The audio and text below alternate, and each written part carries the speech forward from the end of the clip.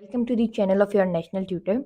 आज जो टॉपिक हम डिस्कस करने जा रहे हैं वो है रिगार्ड एलएलबी पार्ट 3 का एक क्वेश्चन है इस्लामिक जूरिस्प्रूडेंस का, importance of Holi Quran as a source of law in Islamic juris. हम मुस्लिम्स के नज़दीक कुरान पाक जो है वो कितनी अहमियत रखता है लॉ को ड्राइव करने के लिए इस्लामिक जूरिस्प्रूडेंस के अंदर, और हम देखेंगे कि प्राइमरी सोर्स और सेकेंडरी सोर्सेज जो है लॉ की उनके अंदर क्या डिफरेंस होते हैं। तो बेसिकली स्टार्ट हम यहाँ से करते हैं कि जो प्राइमरी सोर्स होती है वो एक ऐसी सोर्स होती है जो ग्रैंड नॉर्म होता है। हर कंट्री का जो एक लॉ होता है, हर कंट्री का जो लॉ होता है वो किसी ग्रैंड नॉर्म से ड्राइव हुआ होता है। जैसे पाकिस्तान का ग्रैंड नॉर्म कॉन्स्टिट्यूशन है, तो कॉन्स्टिट्यूशन से ऊपर कोई लॉ नहीं है हमारे पाकिस्तान के अंदर। वैसे ही इस्लाम के अंदर कुरान पाक ग्रैंड नॉर्म है जिसके ऊपर कोई लॉ नहीं है। हमारे जितने भी लॉज हैं वो कुरान पाक से ड्राइव हुए हुए हैं, इसलिए वो हमारी प्राइमरी सोर्स है। और उसके बाद जो सुन्ना हदीस वगैरह सारी चीज़ें आ जाती हैं, इत्तिहाद वगैरह, वो हमारे सेकेंडरी सोर्सेज में आते हैं, बिकॉज वो कुरान से ड्राइव हुए हुए हैं या वो हजूर पाक सल्लल्लाहु अलैहि वसल्लम की ज़िंदगी से हमें जो सबक मिलते हैं वो सेकेंडरी सोर्सेज में आ जाते हैं। तो जब हम इस क्वेश्चन को स्टार्ट करते हैं तो इंट्रोडक्शन में हम देखते हैं कि कुरान एक अरबिक वर्ड कुरा से ड्राइव हुआ है जिसके मतलब है to read. Holi Quran primary source of law है। जैसे कि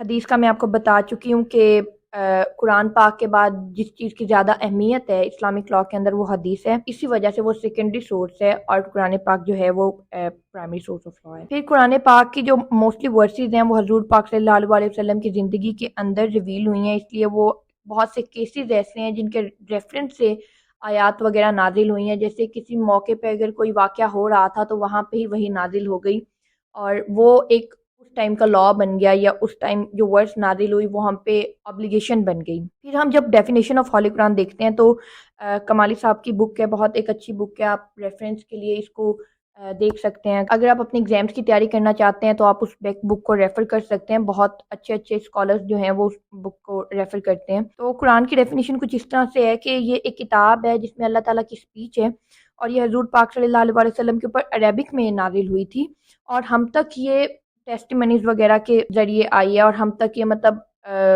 तवातुर के ज़रिए आई है। और कुरान पाक प्रूफ है कि हजूर सल्लल्लाहु अलैहि वसल्लम एक सच्चे रसूल थे, और ये एक अथॉरिटेटिव गाइड है मुस्लिम्स के लिए, और ये फर्स्ट सोर्स है शरिया की। कुछ उलमाए करीम कहते हैं कि ये एक सिंगल सोर्स है इस्लाम की। वो कहते हैं कि सुन्ना वगैरह कोई सोर्स नहीं है इस्लामिक लॉ के लिए, बट कुछ कहते हैं कि कुरान एज वेल एज सुन्ना और हदीस वगैरह जो हैं वो हमारी सोर्सेज हैं इस्लामिक। उसके बाद ये रिवील कैसे होता है कुरान पाक के, कुरान पाक की पहली वही हजूर सल्लल्लाहु अलैहि वसल्लम के ऊपर 40 साल की उम्र में नाजिल हुई, और वो सूरह अल अलग की एक आयत है जिसमें है कि पढ़ अपने रब के नाम से जिसने तुझे खून के लौथड़े से पैदा किया, पढ़ उस रब के नाम से जिसने कलम से तुझे वो सिखाया जो कि तू ना जानता था। तो ये मैंने मेंशन भी कर दी। उसके बाद 23 इयर्स लगे इसको नाजिल होने में, according to the need of people. जिस वक्त जिस आयत की ज़रूरत थी अल्लाह ताला ने उस वक्त वो आयत नाजिल की। जो अब हमारे पास कुरान पाक एक बुक की फॉर्म के अंदर है, इस तरह से नाजिल नहीं हुआ था। हजूर सल्लल्लाहु अलैहि वसल्लम की डेथ के बाद कुरान पाक को इस तरह से जो है वो कोडिफाई किया गया। पहले ये according to the need of people था। 23 ईयर्स लगे इसको नाजिल होने में टोटल। इसके बाद इसके अंदर जो डिफरेंस है वो है मक्की सूरतों और मदनी सूरतों का। 86 सूरत जो हैं वो मक्का में नाजिल हुई, जिसकी वजह से उन्हें मक्की सूरतें कहते हैं। और उसके बाद जब मदीना हिजरत हो गई तो 28 सूरतें जो हैं वो मदीना के अंदर नाजिल हुई, जिस वजह से उन्हें मदनी सूरतें कहते हैं। उसके बाद जब हम बात करते हैं Quran as a source of law की, तो कुरान के अंदर टोटल 228 आयात हैं जो लॉ जनरेट करती हैं। यहाँ पे जो मेंशन है इंटरनेशनल लॉ, पीनल लॉ, साथ मैंने लिखे हुए उनके नंबर्स क्या हैं, जुरिस्डिक्शन प्रोसीजर के ऊपर, इकोनॉमिक फाइनेंशियल प्रोसीजर्स के ऊपर, कॉन्स्टिट्यूशनल लॉ के ऊपर, मैरिज एंड फैमिली लॉज के ऊपर, सिविल लॉज के ऊपर, इन चीज़ों के ऊपर हदायत देता है कि हमें कैसे अपनी ज़िंदगी गुजारनी चाहिए एज अ मुस्लिम। उसके बाद शरिया रूलिंग्स जो कुरान पाक के अंदर नाजिल की गई हैं वो कितनी किस्मों की हैं। तो बेसिकली जो शरिया रूलिंग्स हैं उन्हें कहते हैं अहकामुल खम्सा। तो शरिया रूलिंग्स जो हैं वो बेसिकली 5 कैटेगरीज की हैं। सबसे पहले फ़र्द वाजिब, जो हम पे कंपल्सरी है कि हर सूरत में हमने करनी ही करनी है। मुस्तहब जो हैं वो रिकमेंडेड है कि उन्हें करने से बहुत ज़्यादा सवाब मिलता है। मुबाह जो है वो न्यूट्रल है कि जिन्हें ना करने से हमें गुनाह नहीं मिलता। मकरूह वो हैं जो डिसलाइक्ड हैं, मतलब हमें नहीं करनी चाहिए। और हराम वो हैं जो फॉरबिडन हैं, जिनको हमें करना भी नहीं चाहिए और जिनके करने पे हमें गुनाह भी है और आखिरत में हमें उसकी हिसाब देना पड़ेगा। کے بعد جو سورہ ہم بیسیکلی ریفرنس کے طور پہ دیکھتے ہیں جب ہم لوگ ان لیگل رولنگز کی بات کر رہے ہوتے ہیں کہ یہ لیگل رولنگز ہمیں کہاں مل سکتی ہیں قرآن پاک کے اندر، تو موسٹلی 5 ایسی صورتیں ہیں جن کے اندر زیادہ سے زیادہ لیگل رولنگز اللہ تعالیٰ نے بیان کی ہیں. وہ ہے سورہ النساء، سورہ عمران، سورہ بنی اسرائیل، سورہ توبہ اور سورہ مائدہ کے اندر ان لاز کو ڈیفائن کیا ہوا ہے اور بیان کیے ہوئے ہیں. اس کے بعد کنٹریبیوشن آف قرآن پاک ان اسلامک لا کیا ہے کہ سب سے پہلے وہ بات کرتا ہے کہ laws of marriage and maintenance of family میں تو سورہ نساء کی آیات آتی ہیں پروہیبٹری میرج کے اوپر کہ جس رشتے سے آپ کبھی بھی شادی نہیں کر سکتے، تو آپ اپنی ماؤں سے، اپنی بہنوں سے، اپنی بیٹیوں سے اور اپنی پیٹرنل اور میٹرنل آنٹس ہیں جو پھپھی ہیں یا ماسی ہیں، آپ ان سے شادی نہیں کر سکتے. اس کے بعد آیات آتی ہیں کہ عورتوں کو اپنی انہیریٹڈ پراپرٹی نہ سمجھیں. یہ بیسیکلی ان کے میرج رائٹس کے اوپر بات ہو رہی ہے کہ اگر ان کے ڈاور میں کوئی چیز آئی ہے تو آپ ان کا حق ان کو دیں. آپ ان سے زبردستی ان کی اگر برائڈل گفٹ ہے کوئی، آپ زبردستی ان سے نہیں لے سکتے. اور اگر وہ اپنے پلیئر سے، اپنی خوشی سے آپ کو وہ چیز دے رہی ہیں تو اس میں کوئی برائی نہیں ہے کہ آپ ان کے ماں باپ کی طرف سے دی ہوئی کوئی چیز یوز کریں. اس سے مراد یہ ہے کہ اسلام کوئی ایسی کنڈیشن امپوز کرتا کہ آپ اگر ایک مرد ہیں تو آپ عورت کی اگر کوئی برائڈل گفٹ ہے تو اس کو یوز نہیں کر سکتا. جو چیز میٹر کرتی ہے وہ ہے عورت کا فری کنسنٹ. اگر وہ فری کنسنٹ دے رہی ہے تو آپ اس کی کوئی بھی چیز یوز کر سکتے ہیں.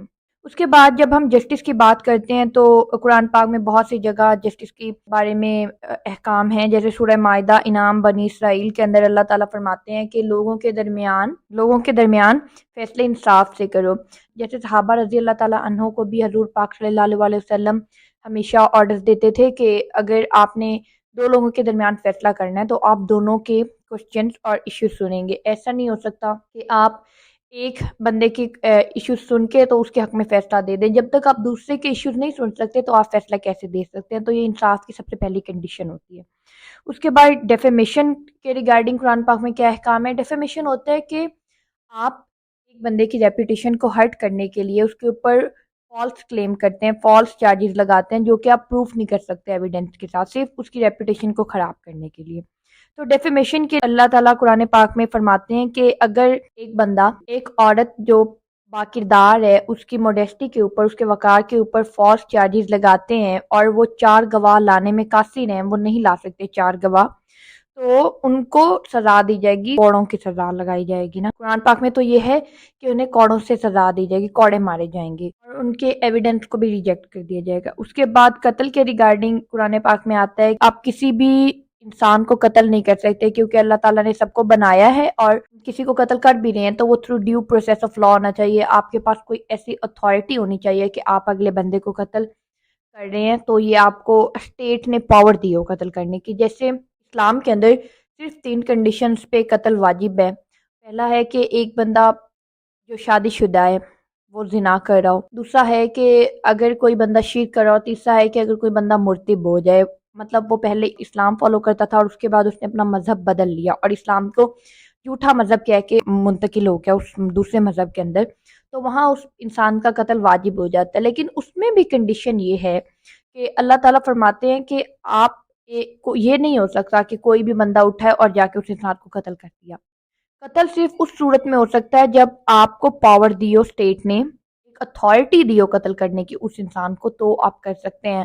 مطلب یہ اسٹیٹ کی ذمہ داری ہے کہ وہ اس بندے کو سزا دے، اس بندے کو قتل کرے، نہ کہ کوئی بھی انسان ایسا کر دے. اس کے بعد جب ہم کرمنل اور پینل لاز کی بات کرتے ہیں تو اس قرآن پاک میں بہت سے ایسے پینل لاز کا ذکر ہے جن میں سے سب سے کامن اگزامپل یہ ہے کہ چوروں کا ہاتھ کاٹنے والی. قرآن پاک میں ہے کہ اگر کوئی بندہ چوری کرتے چاہے وہ مرد ہو یا عورت تو اس کے ہاتھ کاٹ دیے جائیں.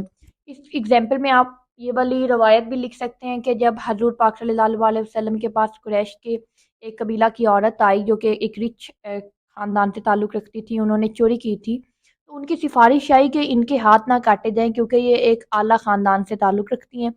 تو حضور پاک صلی اللہ علیہ وسلم نے فرمایا کہ اگر اس کی جگہ میری اپنی بیٹی فاطمہ بھی ہوتی تو میں اس کے بھی ہاتھ کاٹ دیتا، بیکاز یہ آرڈر تھا اللہ تعالیٰ کی طرف سے. اس کے بعد جب سکسیشن اور انہیریٹنس کی بات آتی ہے، قرآن پاک میں آتا ہے کہ مرد اور عورت جو اپنے پیرنٹس اور اپنے نیئر ریلیٹیو سے لیتے ہیں، جو ان کا حصہ بنتا ہے ہیریٹیج کے اندر، چاہے وہ چھوٹا ہو یا بڑا ہو، اس کا شیئر قرآن پاک میں پہلے سے مینشن ہوا ہوا ہے اور اس کو اس کے اکارڈنگ دینا چاہیے عورت اور مرد کو حصہ.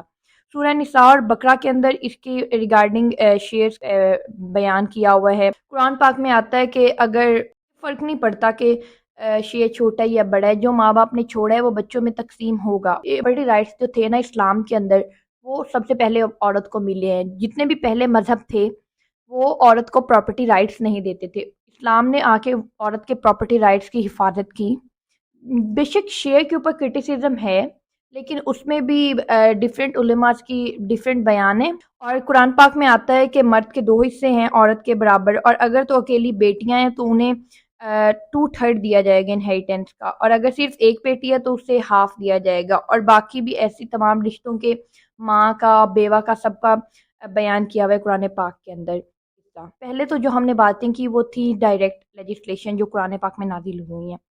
اس کے بعد ہم بات کرتے ہیں انڈائریکٹ لیجسلیشنز کیا ہیں قرآن پاک کے اندر۔ انڈائریکٹ لیجسلیشنز یہ ہوتی ہیں کہ سنہ میں کوئی بات تھی، اس کو وقت کے مطابق قیاس اور اجماع سے اس کے اندر سے اپنا میننگ نکالے انہوں نے، مطلب جو وقت کی ضرورت تھی اس کے مطابق اس کو مولڈ کیا ہے، تو وہ انڈائریکٹ لیجسلیشنز قرآن پاک سے ڈرائیو ہوئی ہیں۔ اس کے اندر یہ قرآن پاک کے کنجوگل رائٹس والی بات آ جاتی ہے کہ رضائی بہن بھائی والی بات آ جاتی ہے، شادی ان سے بھی منع ہے فیملی لاس قیاس اور اجماع میں۔ اس کے بعد جب ڈرنکنگ کی بات آتی ہے تو حضرت علی رضی اللہ تعالیٰ عنہ کے زمانے میں جو سزا آئی تھی اس میں یہ تھا، علیہ السلام نے فرمایا تھا کہ جو بندہ شراب پیتا ہے اور شراب پینے کے بعد وہ لوگوں کے اوپر فالسلی ایکیوز کرتا ہے، باتیں کرتا ہے، ڈیفیم کرتا ہے لوگوں کو، تو کیونکہ ڈیفیم کرنے کے اوپر 80 کوڑوں کی سزا ہے، تو اس لیے جو شراب پیے گا اس کے اوپر بھی 80 کوڑوں کی سزا ہوگی، کیونکہ جب وہ شراب پیے گا تو اس کی کنسیکوینسز یہ ہوں گے کہ وہ لوگوں کو ڈیفیم کرے۔ جب ڈیفیم کرنے کی سزا 80 کوڑے ہے تو پھر شراب پینے کی بھی سزا 80 کوڑے ہوگی۔ اس کے بعد ہم دیکھتے ہیں کہ ہم ایک مسلم کنٹری کے اندر رہتے ہیں، پاکستان جو ہے ایک اسلامک ریپبلک آف پاکستان ہے۔ پاکستان بنا ہے اسلامک آئیڈیالوجی کی بیس کے اوپر۔ نظریہ یہ تھا کہ مسلمز کو ایک ایسی جگہ چاہیے جہاں وہ لوگ اپنا اسلام جو ہے وہ فریلی پریکٹس کر سکیں، جس کی وجہ سے ہمیں انڈیپینڈنس ملی۔ ہمارے کون سے ایسے رولز ہیں جہاں اسلامک لاز کو فالو کیا جاتا ہے؟ تو سب سے پہلے جو 1973 کا آئین ہے، کانسٹیٹیوشن آف 1973، اس کا جو پریمبل ہے 1956 اور 1962 کا پریمبل بھی اللہ کی ساورینٹی کے اوپر بیس تھا، اور 1973 کا پریمبل جو ابھی ہمارے پاس موجودہ کانسٹیٹیوشن ہے اس کے اندر بھی ہے کہ sovereignty over all the universe belongs to Allah alone, اور لوگ جو اس کے اندر اتھارٹی ایکسرسائز کریں گے وہ اس طرح سے ایکسرسائز کریں گے کہ جو لمٹس اللہ تعالیٰ نے دی ہیں ان لمٹس کے اندر رہ کے اللہ کو ساورن مان کے وہ اپنی اتھارٹی کو سر انجام دیں گے اور اپنی پاور اس طرح سے یوز کریں گے ان لمٹس کے اندر رہتے ہوئے۔ اس کے بعد جو آرٹیکل 227 ہے کانسٹیٹیوشن کا، وہ کہتا ہے کہ جتنے بھی لاز ہیں پاکستان کے کانسٹیٹیوشن کے اندر، جتنے بھی آرٹیکلز ہیں، جتنے بھی لاز ہیں باقی، وہ سب کو کنفرم کیا جائے گا انجنکشنز آف اسلام سے۔ کوئی ایسا لا پاکستان میں نہیں بن سکتا جو ہولی قرآن اور سنہ کے خلاف ہو، جس کے لیے فیڈرل شریعت کورٹ کا کام یہ ہے کہ اگر کوئی لاز ہمارے جو آرٹیکلز وغیرہ ہیں یا جو ہمارے بلز وغیرہ بھی ہوتے ہیں ان میں کوئی بات ایسی آتی ہے، کمیٹی ایسا کہتی ہے کہ یہ ہمیں لگ رہا ہے کہ اسلام کے خلاف ہے، تو انہیں ریویو کیا جاتا ہے، اور اگر وہ اسلام کے خلاف ہوتے ہیں تو انہیں اسلام سے کنفرم کیا جاتا ہے اور انہیں کنفرمیٹی میں لے کے آیا جاتا ہے۔ کوئی لا ایسا پاکستان میں نہیں بن سکتا جو اسلام کے۔ اس کے بعد حدود آرڈیننس جو ضیاء الحق کے دور میں آئی 1979 میں، وہ بھی اسلامک لاز کے اوپر بیس ہے۔ اس میں بیسیکلی اسلامک پنشمنٹس ہیں ساری، اتنے وٹنس ہوں گے، اگر ریپ کیس آ گیا ہے تو اسلامک پرنسپلز کو دوبارہ سے ریویو کیا گیا تھا پاکستان کے لیجسلیشن کے اندر۔ اور جیسے میں نے آپ کو بتایا کہ فیڈرل شریعت کورٹ 1980 بھی ایک اسی قرآنک لیجسلیشن کی ایگزامپل ہے۔ تو this was all, hope you liked it, thank you very much.